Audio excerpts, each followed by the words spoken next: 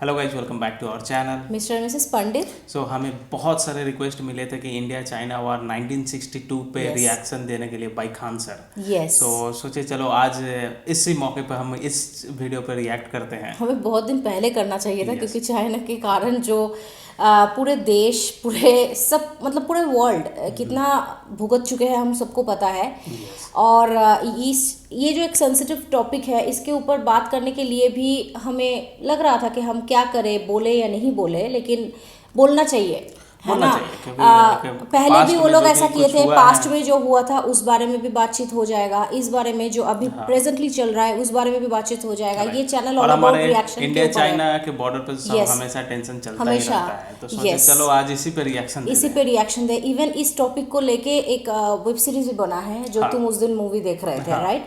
So that was also very touchy and very Yes. Sensitive topic to discuss. Right. तो हम Indian हैं, Indian को ही support करेंगे obviously, of course. Right. And Indian army हमारे लिए सब कुछ है, क्योंकि Yes. वो लोग अपना वही तो सब कुछ छोड़ के हम लोगों हमें के लिए, protect करते हैं। हम लोगों के लिए वो सब कुछ छोड़ के बॉर्डर पे खड़े हुए हैं। Yes, exactly. इसीलिए हम सोचे इस सेंसिटिव टॉपिक के ऊपर वीडियो करें एंड हमारा जो राय है आप लोगों के साथ शेयर करें। Yes. तो चलिए देखते हैं क्या है 1962 का इंडिया चाइना वॉर। तो हमें थोड़ा बहुत मालूम है कि 1962 का इंडिया चाइना का जो वॉर है उसका रीजन बोलिए या फिर कैसे हुआ था, क्या नहीं हुआ था, कितने क्या हुआ था। हाँ, लेकिन अभी हम लेकिन रिसेंटली ज्यादा नहीं, हाँ, वार ऑन हिल्स देखे तो Yes. और भी ज्यादा डिटेल्स में मालूम चला है।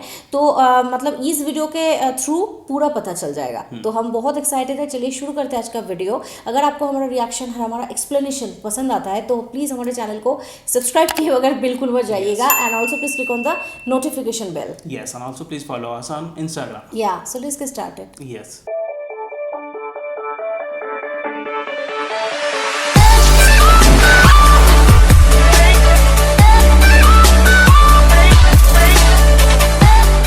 जय हिंद। आज समझते हैं हम लोग 1962 के जो इंडो चाइना वार, जिसे इंडो साइनो वार कहा जाता है, उसमें भारत ने क्या क्या गलतियां की थी।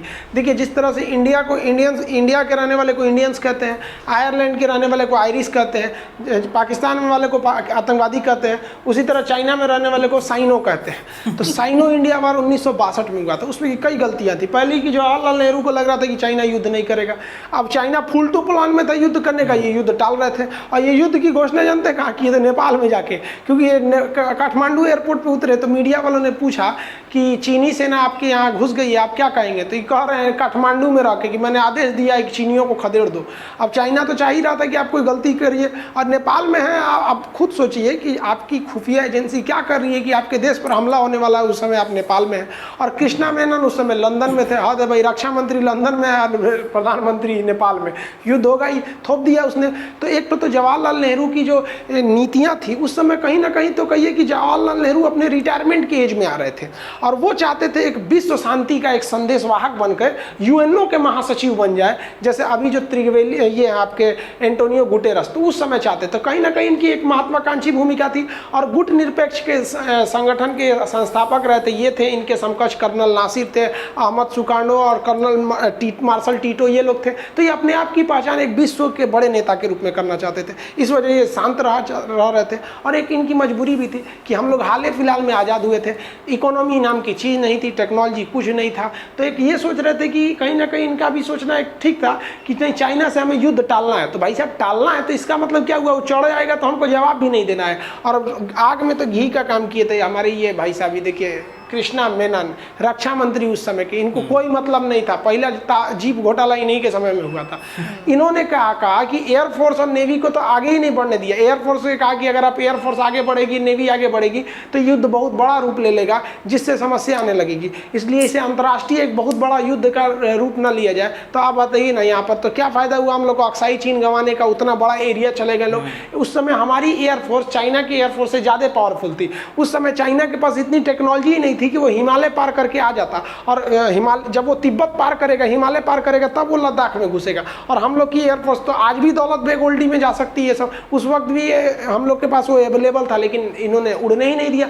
नेवी उस समय इतना बढ़िया रोल प्ले करती। अगर इंडियन नेवी को आदेश दिया गया रहता तो इंडियन नेवी जो है ये मलक्का स्टेट और सुंडा स्टेट को यहाँ पे पूरी तरह से ब्लॉक कर देती। ये एरिया अगर ब्लॉक हो गया तो चाइना का पेट्रोल इधर ही से जाता है, व्यापार इधर से ही जाता है। चाइना मजबूर होकर ये एरिया से उसको निकलना था। लेकिन क्या करेंगे, ये लोग नेवी को आदेश ही नहीं दिया, और हमारी नेवी उस समय बहुत ही पावरफुल थी। इसके अलावा गलतियों पे गलती, सीरीज गलती कर दी ये लोग।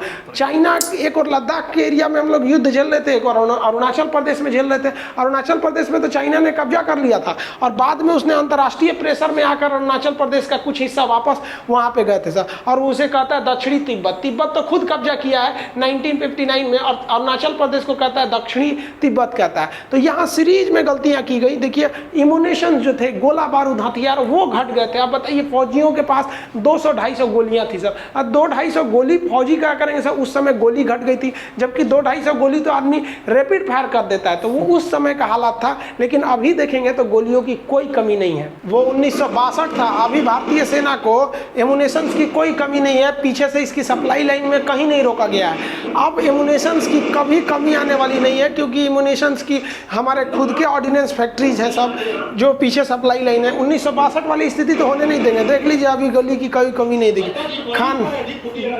जो खाने के भले कमी हो सकती है, लेकिन अब कोई कहते कि गोलियों की कमी होगी, तो गोलियों की कमी नहीं होने वाली है। ये सही है। 1962 में जब हमारे फौजियों के लिए गोलियां घट गई थी, तो वो बंदूक के आगे जो बैनेट लगा होता है, जिसे हम संगीन कहते हैं, ये बैनेट से लड़ाई लड़ रहे थे सब। सोचिए वहाँ चाइनीज सब धड़ाधड़ पहुंच रहे थे सर, उनकी डिविजन्स की फौज पहुंच गई थी, और हमारी फौज को पहुंचने में काफ़ी समस्या आ रही थी। इसके अलावा जो हमारी फौज झेल रही थी, वो बैकअप सपोर्ट को, चाइना के पास आर्टिलरी का बैकअप सपोर्ट बहुत बड़ा था, उनके पास टैंक और तोप पीछे से आर्टिलरी सपोर्ट कर रही थी, और हम लोग के पास आर्टिलरी सपोर्ट के लिए कोई नहीं था। और उस समय जो अरुणाचल प्रदेश के एरिया में लेफ्टिनेंट जनरल थे, वो जवाहरलाल नेहरू के रिश्तेदार ठहरे थे। अब इनकी एक खराबी क्या थी, लेफ्टिनेंट जो जनरल थे उनको रिपोर्ट किसको करना चाहिए, जनरल को, कि क्या समस्या है, तो डायरेक्ट नेहरू को करते थे। तो एक लैक हो रहा था बीच में, जो अब नहीं देखा जाता है। हाल सोचिए 1962 का क्या था कि जब वो गए थे अरुणाचल प्रदेश स्थिति को देखने के लिए, तो वहाँ देखे कि सैनिक सब बर्फ में धंसे हैं, तो वो कहें कि मेरी तबीयत गड़बड़ है, हम जा रहे हैं दिल्ली इलाज करने, और आप लोग जब तक स्थिति को संभालिए। वहाँ हमारे ब्रिगेडियर किडनैप हो गए थे गोली खत्म होने की वजह से। और भाई अगर आपकी तबीयत खराब है तो आप एम्स में ना एडमिट होइएगा, वहां से आए अरुणाचल प्रदेश में और अपने घर चले गए। लेकिन अभी देखेंगे तो स्थिति उल्टी है। अभी पूरी हमारे वहां से थल सेना प्रमुख भी गए हैं, वायु सेना प्रमुख का भी दौरा चल रहा है, सीडीएस की पूरी जिम्मेदारी है। वहां खुद मोदी जी भी गए बॉर्डर पर साइड पे देखते हुए। वहां पर हम लोगों ने भीष्म टैंक को तैयार कर दिया। अभी बोफोर्स को पूरा बैकअप में रख दिया गया है कि इस बार हम इस बार युद्धक प्रयास में है कि भाई तुम शुरुआत करो, अब हम नहीं छोड़ेंगे। आप इसका देखें भी, जो हम लोग का जून में जो घटना हुआ था 15 जून की मिड रात में, तो हमारे 20 जवान वीर गति को प्राप्त हुए। हम लोग ने चाइना के उस समय 40 से ज़्यादा जवानों को मार दिए थे। चाइना ने भले नहीं बताया तो उसका मतलब नहीं, लेकिन अभी हमारी तैयारियां सही चल रही है। 62 युद्ध की जो हमसे सबसे खतरनाक भारत से गलती हुई थी, वो उसके साजो सामान की। हमारे पास ठंड में रहने के लिए इस तरह के कपड़े चाहिए नहीं थे, सामान्य वर्दियाँ थी।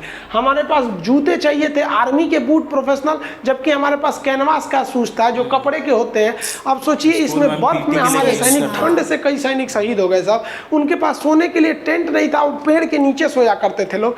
अब बताइए इन लोग के पास कपड़ा नहीं था 1962 में, और चाइना को ये बात बखूबी पता थी कि भारत की स्थिति क्या है उस वक्त, इसलिए वो चाइना ने जानबूझ के अटैक किया। अब नेहरू जो थे वो डिफेंसिव मूड में थे। उस वक्त हम लोग के सामने एक मजबूरी भी थी, हालांकि अब ऐसी स्थिति नहीं है। हमारे सेना के पास साजो सामान की अब कोई कमी नहीं है, और बर्फ में लड़ने की तो एक अच्छा सा हम लोगों ने 1984 में ऑपरेशन मेघदूत में और 99 में कारगिल में तो अच्छा खासा प्रयास कर लिया है। और अभी आर्मी के पास उस समय जो टेंट की कमी देख रही थी, अब टेंट की कोई कमी नहीं है। आप अगर एनसीसी किए होंगे या फिर आर्मी में गए होंगे तो इस तरह के टेंट आप लगाए होंगे।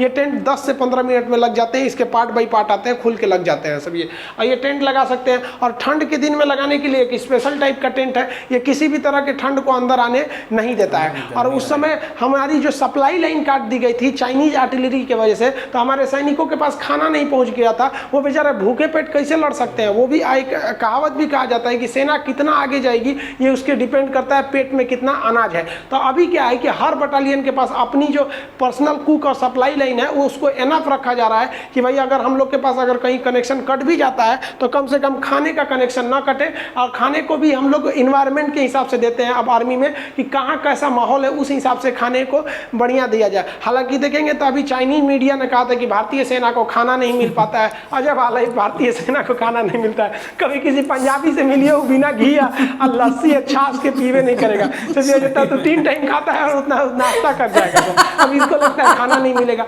हालांकि एक बार हम लोग इसका खामियाजा भुगते थे। लोग कब भुगते थे? तो सेकेंड वर्ल्ड वार में हमारी फौज जो थी ना, वो लड़ रही थी जापान वार में। तो हम लोग तो गुलाम थे। अब ब्रिटिशर्स हमको ले गए थे, तो हमारी फौज जो थी असम रेजिमेंट जा रही थी तो जापान वार में। तो जापान ने क्या किया ना, इंडियन आर्मी की सप्लाई लाइन काट दिया। अब सप्लाई लाइन काट देने से अनाज नहीं पहुंच पा रहा था, तो उनके पास जो स्टोर में था, तो हमेशा सप्लाई लाइन को मेंटेन रखना चाहिए। तो उस युद्ध में क्या हुआ, एक बदरू राम थे, एक सिपाही थे बदरू राम, जापान वार में शहीद हो गए। तो मर गए जापान युद्ध में बदरू राम। लेकिन जो उसका रेजिमेंट की डिपार्टमेंट का काम था, उसको नाम काट देना चाहिए ना कि हमारा एक जवान शहीद हो गया, तो नाम नहीं काटा। अब जब नाम नहीं काटा, तो जो सप्लाई आती थी वो अनाज की हर इंसान के हिसाब से आता है कि भाई कितना अनाज चाहिए, तो उतना अनाज आता था। अब बदरू राम शहीद हो गए थे, उसका अनाज आ ही रहा था, पीछे से आ रहा था। और इसी भी जापानियों ने क्या किया, सप्लाई लाइन काट दिया। तो जो खाना था वो तो सप्लाई आ ही नहीं पाई। अब ये लोग भूखे रह गए। तो जब गोदाम देखा गया खाने का कहाँ है, तो उसमें देखा गया कि बहुत अच्छा अभी 1-2 हफ्ता का अनाज बचा हुआ है। वो अनाज किसका था? वो बदरू राम का हिस्सा था। वो बार बार वहीं बच जा रहा था, तो उससे खाना किया गया। फिर उसके बाद से युद्ध करके सप्लाई लाइन खोली गई। बाद में इंडिया आर्मी आगे बढ़ी थी। तो ये असम रेजिमेंट का गाना भी है, बदरू राम का बदन जमी के नीचे है तो हमें उसका राशन मिलता है। तो ये असम रेजिमेंट का है। तो खाना नहीं रुकना चाहिए सप्लाई लाइन को ले। तो सप्लाई लाइन भी अभी देख रहे हैं, तो हेलीकॉप्टर से इंडियन नेवी, एयरफोर्स सब वहाँ पहुंची है सप्लाई लाइन के लिए। आप सोचिए 1962 में हम लोग की स्थिति कितनी खराब थी। हम लोगों ने जानबूझ के अरुणाचल प्रदेश में और लद्दाख के एरिया में सड़कें नहीं बनाई थी, इस तरह की सड़कें नहीं। अब आप कहेंगे कि क्या पैसे नहीं थे या टेक्नोलॉजी नहीं थी? गलत बात है। उस समय हमारी सोच ये थी, सोचिए कि अगर हम सड़क बना लेंगे ना, तो चाइना युद्ध करेगा तो उसको आने में आसानी होगी। उससे अच्छा सड़कें मत बना, चाइना घुस नहीं पाएगा। हद है भैया यहाँ पर। उस समय की स्थिति सोचिए। और अभी चाइना से जो मेन विवाद शुरू हुआ है ना, वो सब कुछ लेके इस सड़क को लेकर हुआ है। जब से गवर्नमेंट जो है BRO को पावर दिया हुआ है, बॉर्डर रोड ऑर्गेनाइजेशन, ये एकदम चीन के बॉर्डर एरिया तक अपनी सड़क को बनाते जा रहा है। मेन कलेश तो इस सड़क को ही लेके हुआ था। अब जब विवाद हो गया सड़कें को लेकर, तो सड़क रुकेगी क्यों? अब तो पूरे इंडिया में सड़क को, बॉर्डर रोड ऑर्गेनाइजेशन को हर जगह सड़क बनाना है। और ये जो नेपाल ने जो बोला था काला पानी के लिए, वो भी तो विवाद सड़क को ही लेके हुआ था। यहाँ नया सड़क की उद्घाटन में पहुंच गए थे राजनाथ सिंह, जिस वजह से वो नया विवाद खड़ा कर दिया था। तो उस समय की ये भी गलती थी। अब ऐसी समस्या नहीं है। अब आप खुद देखिए ना कि जो गलवान के एरिया में जहाँ विवाद हुआ है, वहाँ स्पांगुर लेक के एरिया में उसके पीछे जो स्ट्रिप्स हैं, वहाँ पर हमारी आर्टिलरी गन्स वहाँ पहुँच गई हैं। सड़क अच्छे होने की वजह से ही तभी तो वहाँ आराम से पहुँच चुके हैं सर। और एयरफोर्स भी सड़क के टूटने की स्थिति में एयरफोर्स भी बैकअप में है, वो अपनी रसद सामग्री को पहुँचाने के लिए। अभी जो चाइना से विवाद चल रहा है, वो मेन शुरुआत इसी इंफ्रास्ट्रक्चर को लेकर हुआ था, जो उस समय बहुत ज़्यादा कमज़ोर था। जबकि अभी देखेंगे तो हमारी पूरी आर्मी पूरी तरह से तैयार है कि भैया तुम रहो, हम देखते हैं तुम्हारा। हमारी आर्मी की 25,000 फौज महज 15 किलोमीटर पीछे खड़ी हुई है कि आप बस आदेश दीजिए, हम लोग आधा घंटा के अंदर पहुंच जाएंगे। उधर चाइना भी रेडी खड़ा हुआ है, तो हम लोग भी खड़े हैं। तो 62 की स्थिति नहीं है। हमारे जो सेना अध्यक्ष है, उन्होंने भी कहा है कि इस बार चाइना को हमारी सेना के साथ साथ एक मनोवैज्ञानिक भी युद्ध लड़ना पड़ेगा। हर भारतीय का खून खौला हुआ है कि 1962 का ससुरा हम लोग बदला लेके रहेंगे। और हमारी इसके आर्मी के साथ पैरेलल में खड़ी है हमारी नेवी तो एकदम मूड बनाई हुई है। नेवी ने अपने विमानों को दक्षिणी चीन सागर में भेज भी दिया। चाइना ने इस पर कड़ी आपत्ति जताई थी, उसके बावजूद भेज दिया है कि अभी भाई अगर युद्ध हो गया तो हमें जाना नहीं पड़ेगा, पहले ही वहाँ हम लोग पहुंचे रहेंगे। और चाइना जो था वो हिंद महासागर में अपनी पनडुब्बियां भेजा था। चाइना भी बहुत होशियार है, वो हिंद महासागर में सोचा कि पनडुब्बियां भेज देंगे तो भारत डर जाएगा, तो कहा कि कोई बात नहीं भाई, आप यहाँ भेजिए। चाइना की जो पनडुब्बियां थी यहाँ पे मलेशिया, यहाँ पे मालदीव के पास या फिर पाकिस्तान या हिंद महासागर में, तो हमारा जो नेवी का विमान है P-8I पोसाइडन जो है, ये पनडुब्बी हंटर इसे बोलते हैं, सबमरीन हंटर, इसने डिटेक्ट कर लिया। अब चाइना परेशान है, यार हम पनडुब्बी इसीलिए यूज करते हैं कि कोई उसको देखेगा नहीं, ये पानी के अंदर घुस जाती है। फायदा क्या जब हमारे विमानों ने उन्हें ट्रैक कर लिया। तो ये भी एक अच्छी खबर है हमारे लिए। और P-8I से समझौता हो ही गया है। और एयरफोर्स तो भाई अपने राफाल को पहुंचा दिया है, एंटी एयरफील्ड वहाँ गन लगा के रख दिए गए हैं। इस बार हर तरह से धोना है। और नेवी की रोल इस बार महत्वपूर्ण होनी चाहिए, क्योंकि नीचे से चाइना का जो ऑयल शिपिंग लाइन है, मर्चेंट लाइन है, उसको काटना बहुत ज़्यादा जरूरी है। क्योंकि उसकी अर्थव्यवस्था को अगर हम लोग नहीं धोएंगे ना, तो फिर वो आगे बढ़ते जाएगा। उसकी इकोनॉमी बहुत तगड़ी हो गई है चाइना की। देखिए इस बार के युद्ध अगर होता है तो चाइना को भारत के राष्ट्रवाद का भी सामना करना पड़ेगा। खुद इससे परेशान है चाइना की जो ग्लोबल मीडिया, उसकी ग्लोबल टाइम्स, वो खुद कह रही है कि भारत जो है अभी राष्ट्रवाद के आड़ में आके ऐसी हरकतें कर रहा है। तो भाई राष्ट्रवाद कोई गलत चीज़ थोड़ी है, हमेशा आपकी दादागिरी तो नहीं चलेगी। और इस बार मोदी जी के भी गवर्नमेंट से 2 पॉलिसी सही है कि एक तो इनका है कि भैया हम पीछे नहीं हटने वाले हैं जो भी होगा, और दूसरा सबसे बड़ा प्लस पॉइंट ये है कि इनकी मेजोरिटी की सरकार है, मतलब सरकार गिरने का कोई झमेला नहीं है, मेजोरिटी का डिसीजन भी ले सकते हैं। वैसे भी दूसरे का सुनते कहाँ है, जो भी डिसीजन लेना रहता है अपने लेना रहता है। इनको आके बोल देंगे कल नोट बंद हो जाएगा, हमको आके क्या बोलेंगे कोई नहीं पता है। तो चाइना को भी इस बात पता है कि अब की जो सरकार है वो डिफेंसिव नहीं है, खास करके बॉर्डर इशूज को लेकर, लेकिन हमेशा कहीं ना कुछ गलती भी हो जाती है। चाइना के सामने ये लग रहा है कि उसकी इकोनॉमी बड़ी है और भारत की इकोनॉमी छोटी है। तो चाइना को नहीं भूलना चाहिए कि हम वही हिंदुस्तानी हैं लोग जिन्होंने धूल चटाए थे लोग, तुमको घूस के 15 जून को रात को मत भूलना। और चाइना परेशान इस कदर है भारत से कि वो सिख रेजिमेंट के फौजियों की गिनती करा रहा है कि वहाँ कितने पंजाब में सिख रेजिमेंट वाले हैं सब। चाइना के होता है तो कराटा होता है तो हाँ वाई गुरु की जय, सब 6 फीट वाला पंजाबी सरदार दूर कांख में पकड़ लेगा तो हिल डुल नहीं पाएगा। अभी चाइना अपने स्पेशल यूनिट लगा के रखा है कि कितने सिख वहाँ तैनात है सब। अब भाई ये लोग की बात क्या पूछना है, ये लोग 1.25 लाख से नीचे बातें नहीं करते हैं लोग, इन लोग से क्या टकराना है। बहुत अच्छा भाई, सैल्यूट करते हैं, गुरु की जय। धो के आइए भाई, हमारी इंडियन रेजिमेंट की, हमारी आर्मी की हर एक रेजिमेंट अच्छी है, लेकिन खुद सोचिए कि अगर कोई दुश्मन देश आपके रेजिमेंट के बारे में नजर रख रहा है, इसका मतलब वो कितना डरा हुआ है आपसे, और ये डर जरूरी भी है उसको। चाइना एक तरह से देखेंगे तो ग्लोबली वो घिरता जा रहा है, पूरी दुनिया अभी चाइना को देखना नहीं चाहिए, अभी पूरी दुनिया का। लेकिन चाइना के साथ सबसे बड़ा प्रॉब्लम क्या है कि इसकी इकोनॉमी बहुत ज़बरदस्त है, बना लिया है। और हम लोग की सबसे बड़ी प्रॉब्लम क्या है, इकोनॉमी चौपट हो गई है जिसका कोई हद नहीं, इकोनॉमी को तो एकदम ध्वस्त कर दिया गया हमारे यहाँ पे। अब खुद सोचिए ना, कितना अजीब बात है कि चाइना के नेतृत्व में बनाया गया AIIB बैंक जो होता है, एशियन इंफ्रास्ट्रक्चर डेवलपमेंट बैंक, ये जो बैंक है, ये बीजिंग का ये बैंक, ये बेसिकली चाइना नहीं इसका मेन है। हालांकि भारत की भी इसमें हिस्सेदारी लगभग 6% है, लेकिन ज़्यादातर स्टेक होल्डर इसका चाइना है। इसे कहा भी जाता है चाइनीज वर्ल्ड बैंक कहा जाता है। भारत ने इसने 2 खेप करके लगभग 9,000 करोड़ रुपए उधार लिए हैं। अब सोचिए, जिस चाइना से हम मुकाबला करने जा रहे हैं उसी के नेतृत्व वाले बैंक से ले रहे हैं। ये हमारी इकोनॉमी गिर रही है, और ये आज से नहीं गिर रही है, इसका जो सिलसिला चल रहा है वो काफ़ी पुराना चल रहा है। अब कुछ लोग कह रहे हैं कि देखिए कोरोना की वजह से इकोनॉमी गिर गई। अच्छा एक बात बताइए, क्या हमारी अर्थव्यवस्था इतनी चौपट थी कि 3 महीने के लॉकडाउन में बर्बाद हो गई? खुद सोचिए, कहा जाता है कि एक देश को लगभग 2 साल तक के लिए इमरजेंसी के लिए तैयार रहना चाहिए। हमारे यहाँ लॉकडाउन लगा कितना यार, अप्रैल मई जून में तो खुल ही गया था लॉकडाउन। चाणक्य जो थे वो बहुत बड़े विद्वान थे, उन्होंने अपने राजा के लिए, मतलब किसी भी साम्राज्य के लिए सप्तांग सिद्धांत दिए थे। उन्होंने 7 बातों को बोला था, जिसे कहते हैं कि सप्तांग सिद्धांत, राजत्व के लिए सप्तांग सिद्धांत। वो क्या था कि पहला कहा गया था स्वामी, यानी देश का जो मुखिया है वो एकदम सुदृढ़ होना चाहिए। तो नेतृत्व में तो किसी को कोई दिक्कत नहीं लगता है कि मोदी जी में कोई दिक्कत है, ऐसा किसी को नहीं लगता होगा कि उसके नेतृत्व में कोई प्रॉब्लम होगा। लेकिन बात समस्या क्या है, आमात्य में, आमात्य कहा जाता है मिनिस्ट्रीज को।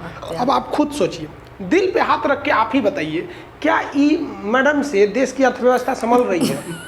और खुद से सोच के देखिए कि क्या देश जैसे महत्वपूर्ण अर्थव्यवस्था को ये कंट्रोल कर पा रही? नहीं। हम ये नहीं कर रहे हैं कि आप विदेश से लेके आइए, लेकिन बीजेपी गवर्नमेंट है, अपने में ही देखिए, आपके में भी बहुत सारे योग्य होंगे जो अर्थव्यवस्था जैसे महत्वपूर्ण चीज़ों को संभाल सकते हैं। देखिए, राजा के बाद सेकेंड महत्वपूर्ण दिया गया है राजत्व सिद्धांत में किसको? आमात्र को, कि उसके मंत्री अच्छे होने चाहिए। ठीक है, रक्षा मंत्रालय में ठीक है, उनको दिया गया, कोई दिक्कत नहीं है। विदेश मंत्रालय जयशंकर देख लेते, वो भी सही नहीं, बट इनसे नहीं संभाल पाता है अर्थव्यवस्था। नहीं तो फिर वही कहेंगे लोग, जब एकदम चौपट हो जाएगा तो कह देंगे यहाँ के कुछ नहीं, 2 मिनट का press conference, this is an act of God. 2 minute में घुसिया जाती है, इनसे कोई सवाल पूछ देता है तो जनपद होता है। जनपद मतलब क्या है? कंट्री। कंट्री के लिए हमारा मार्केट होना चाहिए। हमारा मार्केट पूरी दुनिया में अभी सबसे इमर्जिंग मार्केट है हमारी मार्केट में, तो इसमें हमारे यहाँ कोई कमी नहीं है। अब दुर्ग मतलब होता है इंफ्रास्ट्रक्चर। इंफ्रास्ट्रक्चर को ही लेकर तो सारा बवाल खड़ा हो गया। हम लोग अपना इंफ्रास्ट्रक्चर डेवलप कर रहे थे, गलवान तक मेयर बना रहे थे, दौलत बेग में एयरपोर्ट बना लिए थे, सारा बवाल तो इंफ्रास्ट्रक्चर को लेके हो गया हमारे यहाँ। उसके बाद होता है कोष के तहत ट्रेजरी यानी इकोनॉमी, जो मैडम के साथ से संभाल नहीं रहा है यहाँ से इकोनॉमी में। हम तो कहते हैं मोदी जी जो अपना वित्त मंत्रालय अपने कंट्रोल में रखिए। जिस तरह से इसरो किसके कंट्रोल में है? प्रधानमंत्री के कंट्रोल में। परमाणु विभाग किसके कंट्रोल में? प्रधान पीएमओ के कंट्रोल में रहता है। उसी तरह इसको भी कंट्रोल में ले लेना चाहिए। दे दिए उसके बाद देखिए क्या होता है, दंड। दंड मतलब क्या चीज है भाई साहब? दंड देता है आर्मी या फिर जो एडमिनिस्ट्रेटिव बॉडी है वो अच्छे रहना चाहिए। तो इसमें तो किसी को डाउट ही नहीं है भाई साहब कि आर्मी हमारी कुछ मतलब कहीं से भी कमजोर है, तो आर्मी से कोई दिक्कत नहीं है। लास्ट आ जाता है आपका मित्र। इसके क्या होता है कि हमको कहाँ से आपको मोटिवेशन कंसल्टेंसी या कहाँ से मिल रहा है। जैसे अभी हमको इजराइल भी सपोर्ट कर रहा है, अमेरिका भी सपोर्ट कर रहा है। तो ये सब एक राजा के सप्तांग सिद्धांत होते हैं जो भारत से ही आया है। लेकिन अभी अगर देखेंगे तो इकोनॉमी अच्छे दौर से नहीं गुजर रहा है, जो बहुत गलत बात है। क्योंकि अगर इकोनॉमी टूटती रही तो चाइना इसका फायदा उठा लेगा। और वो जान रहा है कि भाई अगर इकोनॉमी टूट गया, वहाँ चाइना की इकोनॉमी देखिए, इकोनॉमी में तो हम दोनों का कोई कंपैरिजन नहीं है, बहुत आगे निकल चुका है। तो हम लोग को अभी मेन ध्यान रखना चाहिए इकोनॉमी और बॉर्डर इशू दोनों को साथ साथ। बॉर्डर हमारी सेना बेहतरीन ढंग से संभाल लेगी, इसमें कोई डाउट नहीं है। लेकिन बस जल्दी से कोरोना को अच्छे तरह से एक बार निपट ले आदमी को, इकोनॉमी को सुधार ले, फिर चाइना से कोई दिक्कत नहीं है। आप कहेंगे तो हम 1962 के युद्ध के क्या क्या कारण थे और क्या कौन सी जो वहाँ पर जो गलतियाँ की गई थी उसको बता देंगे। इसमें तो हम मेनली ओवरव्यू आपको बता दिए कि क्या क्या था। फिर वहाँ पर आपको समझा देंगे कृष्णा मेनन की क्या गलती थी और क्यों चाइना ने हमला किया था। जैसे अभी एक कारण है ना इंफ्रास्ट्रक्चर को लेके, उस समय क्या कारण बना था वो सबको समझा देंगे। मिलेंगे नेक्स्ट क्लास में। जय हिंद। क्या कारण था वही बताया नहीं, वही मैं बताने वाली थी कि क्या कारण था, कैसे मतलब कारण तो वही होगा कि चाइना चाहता है एक्वायर करना, हमेशा कैप्चर करना, यही कारण होगा। जहाँ भी मिल जाए, जिधर से भी मिल जाए, कैप्चर कर लो, अपना लाइन को ग्रो करो। कोई भी मतलब देश कोई दूसरे देश के ऊपर जब ऐसा करके वॉर छेड़ता है, उसका एक ही रीजन होता है एक्वायर करना या कैप्चर करना, वो पर्टिकुलर रेजिमेंट अपने देश पावरफुल बनाना। हाँ, ये भी दिखता है। ये तो कारण पता है, लेकिन मतलब डिटेल में मतलब क्या रीजन है उसका, root cause and all next video में पता चल जाएगा। एनालिसिस में हम लोग देख सकते हैं। यस। और ये रहा वीडियो। ये वीडियो में एक्चुअली इंडिया का हाँ जो भी बहुत सारा लूपहोल्स था वो दिखा, और अभी भी जो करंट लूपहोल है वो भी दिख रहा है। हाँ, पहले हमारे देश में बहुत सारे लूपहोल्स थे, अभी नहीं है उतने सारे, लेकिन है अभी भी। ठीक है, उसी बात से पता चलता है मतलब एक देश का जैसे इकोनॉमी होना चाहिए। ये एकदम सच बात ये बोले हैं कि 2-3 महीने का लॉकडाउन में ही कैसे सरकार बोल रही है कि मेरा इकोनॉमी एकदम धंस गया, मेरा इकोनॉमी एकदम धंस गया। इवन सबको बोलता रहता है ये बात। तो मैं भी ये सोचती थी कि ये अपना एक बैकअप ऑप्शन लेके ये नहीं चलते हैं क्या देश? मतलब कितना ज्यादा करप्शन होगा आप सोचिए कि अभी एक देश चल नहीं पा रहा है कि लॉकडाउन है, हमारा इकोनॉमी पूरा धंस गया है। ऐसा कभी हो सकता है? इकोनॉमी के टाइम में अभी तो फिलहाल नहीं धंसना चाहिए जो भी है। हाँ, एटलीस्ट टैक्स पेयर जो भी है, टैक्स हार्डली 2-3% है। हाँ, थोड़ा सा गलती तो लोगों का भी है जो टैक्स मतलब अच्छा बिजनेस बना दिए हैं, बिजनेस अच्छा सारा दुकान वुकान सब चलता है, लेकिन टैक्स नहीं पे करते। दो लोग यहाँ पे डिबेट करेंगे कि कुछ सामान जो खरीदते हैं वो भी टैक्स पे करते हैं। तो जो टैक्स पेयर हमारे तरह जो टैक्स पेयर है वो टैक्स भी पे करते हैं, और सामान जो खरीदते हैं उस पर भी हम टैक्स देते हैं। सब चीज में यार टैक्स ही तो मतलब हमारा लगता है कि टैक्स ही दे दे के